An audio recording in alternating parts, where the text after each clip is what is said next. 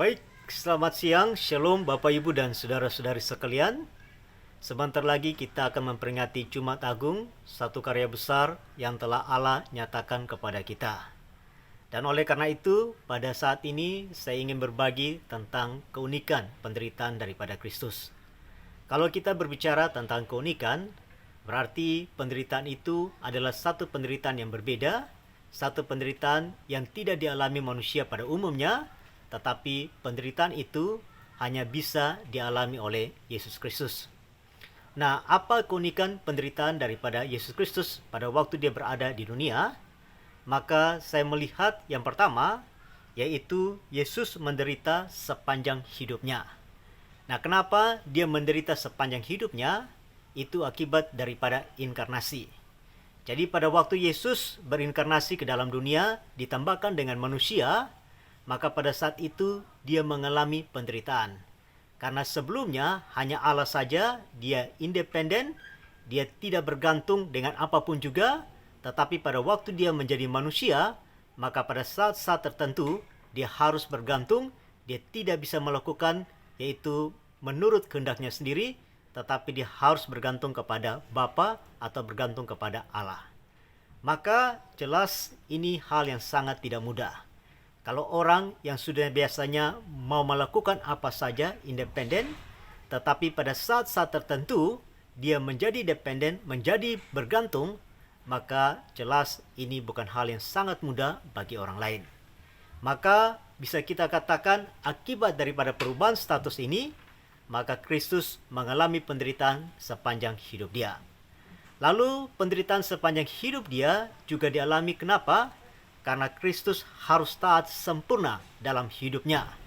Bayangkan Bapak Ibu, sepanjang hidup dia, sekali saja dia berdosa, maka jelas dia tidak layak menjadi juru selamat. Oleh karena itu sepanjang hidup dia harus terus setia, dia tidak boleh berbuat dosa, karena memang tuntutan juru selamat adalah orang yang suci. Nah, yang perlu diingat bahwa Yesus juga diserang oleh iblis. Berarti pada waktu dia bertahan, dia tidak buat dosa, maka iblis terus menyerang dia. Semakin bertahan, semakin kuat, maka serangan itu pun juga semakin kuat. Maka jelas Yesus mengalami semua ini, dia mengalami penderitaan sepanjang hidup dia. Kenapa? Karena dia taat kepada Bapa. Lalu selanjut, Bapak Ibu, keunikan yang lain yang dialami oleh Yesus pada waktu berinkarnasi ke dalam dunia, yaitu Kristus mengalami penderitaan bukan karena kesalahannya. Kalau orang mengalami penderitaan karena kesalahannya, itu hal yang wajar. Tetapi Yesus tidak mengalami penderitaan bukan karena kesalahannya.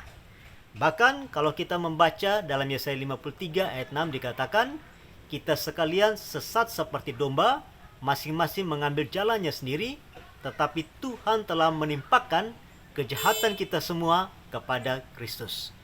Jelas Bapak Ibu, ini hal yang sangat sulit, karena kalau kita menanggung dosa sendiri pun kita terkadang tidak mau, apalagi menanggung dosa daripada semua orang. Dikatakan Allah menimpakan kejahatan kita semua kepada Kristus. Ini hal yang sangat sulit untuk kita pikirkan dan hal yang tidak pernah dirasakan oleh siapapun di dunia ini. Karena orang di neraka pun bagaimana jahatnya, dia hanya mengalami penderitaan akibat daripada dosa atau kejahatan dia, tapi Kristus mengalami penderitaan di mana seluruh dosa umat manusia itu ditimpakan kepada dirinya. Lalu selanjutnya keunikan, yaitu Kristus mengalami penderitaan karena ketidakpercayaan daripada umatnya. Dia datang kepada umatnya, dia mau menyerahkan diri kepada umatnya, kepada keluarganya, dan dia pingin mereka bisa percaya dan mengakui dia. Tetapi ternyata umatnya tidak mau menerima dia. Bahkan ada seorang perempuan Yahudi datang meminta bantuan kepada dia. Dia mengatakan, aku hanya datang kepada domba-domba yang hilang daripada Israel. Tetapi yang terjadi, Bapak Ibu, umatnya yang bersorak-sorak minta menyelibkan dia, umatnya menolak dia, dan akhirnya dia harus mati. Biasanya keluarga itu yang selalu menerima kita pada waktu kita menghadapi akan kondisi-kondisi yang sulit. Mereka lah yang selalu memberikan kasih sayang, mereka selalu mendukung kita, tetapi yang terjadi dalam diri daripada Yesus, keluarganya, umatnya yang menolak dia. Maka secara jiwa dan juga secara fisik dia mengalami penderitaan akibat daripada penolakan umatnya. Lalu yang terakhir, Bapak, Ibu, dan saudara-saudara, Yesus mengalami penderitaan juga akibat terputus hubungan dengan Bapa. Kita tidak pernah bisa memahami akan hal itu, karena itu hanya dilakukan atau dialami oleh Yesus, di mana sepanjang hidup dia selalu berhubungan dengan Bapa, tetapi pada saat itu hubungan itu terputus. Pada saat itu Bapa menolak akan anaknya, karena pada saat itu anak dalam posisi berdosa menggantikan manusia berdosa. Bapa suci, Bapa memurkai akan anaknya, dan anaknya menanggung akan dosa itu, sehingga untuk sementara hubungan itu terputus. Maka Yesus berseru, Eloi, Eloi, lama sabachthani, Allahku, Allahku, mengapa engkau meninggalkan aku? Maka Bapak Ibu, kita melihat inilah penderitaan-penderitaan yang unik yang dialami oleh Yesus Kristus. Dan saya sadar tidak pernah ada seorang pun yang menderita seperti itu. Tidak ada seorang pun yang pernah turun dari surga kemuliaan yang begitu luar biasa dan menderita sepanjang hidupnya demi manusia karena cintanya kepada orang lain. Hanya Yesus yang bisa lakukan akan hal itu. Maka oleh karena itu, Bapak, Ibu, dan saudara-saudara, demi cintanya kepada kita, Yesus mau melakukan akan hal itu.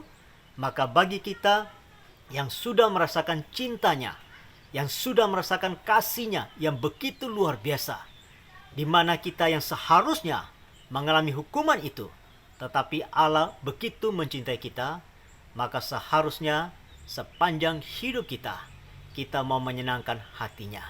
Kita tidak sempurna, tapi pada waktu kita jatuh, kita mau bangkit, kita mau bangun, kita mau menyenangkan hatinya. Kenapa? Kita memberikan yang terbaik. Kenapa? Karena Yesus sudah memberikan yang terbaik dalam hidup kita, dan dalam pemberian yang terbaik kepada kita, dia rela mengalami hal-hal yang sulit yang tidak bisa dialami oleh manusia manapun juga. Maka teruslah berkarya bagi Tuhan, teruslah melakukan sesuatu yang sangat terbaik kepada Tuhan, karena itu tujuan kita percaya kepada Yesus Kristus. Tujuannya adalah untuk itu. Ini saja yang bisa saya bagikan. Terima kasih dan Tuhan memberkati kita semua. Shalom.